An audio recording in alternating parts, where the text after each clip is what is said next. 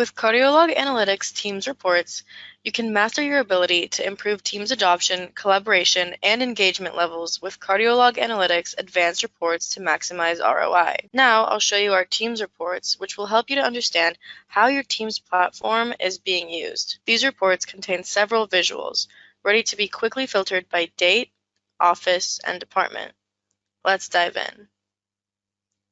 Here we can see who our top teams are and also how active each top team is to really get a benchmark of what a productive and successful team looks like for you. You can also see the last activity date. So if they did not respond for 30 days, you can archive those teams or give training to the users in those teams.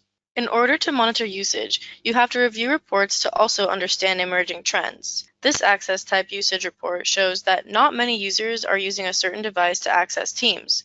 This may indicate that users aren't sure how to do so, so now we know that we should post step-by-step installation instructions for that specific device, which will help drive usage of a wider device range. Or, if we look here at private chat messages versus public messages, this usage report shows that users are primarily using Teams for team messages.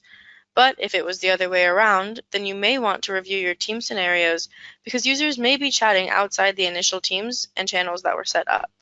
By having these valuable insights, you can reach out to your users to shift user behavior to increase productivity and collaboration. What's great about this dashboard is that if we want to see data for a specific team, we can choose which team we want to report on, and then you can see only data reflecting that team.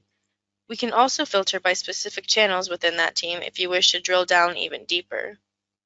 Here in this dashboard, you can see down to the user level, and with this info, you can drive adoption by finding out who your influential users are. Here you can see who is using Teams the most. Once you know who these champions are, you can reach out to them, invite them to share some tips, or host a quick session explaining some how-tos on using Teams to motivate and support those inactive users. You can go even more in depth here and sort this by office and department so you can get more insights on how different locations and different groups are using Teams and what their top level of activity looks like.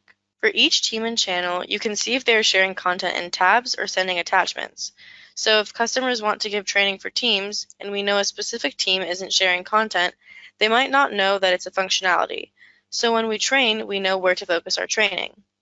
It is crucial to track users' productivity within Teams to ensure users are using all of the functionalities in Teams and not just using it as a chat-based platform, but actually utilizing the Teams platform to be productive and collaborative.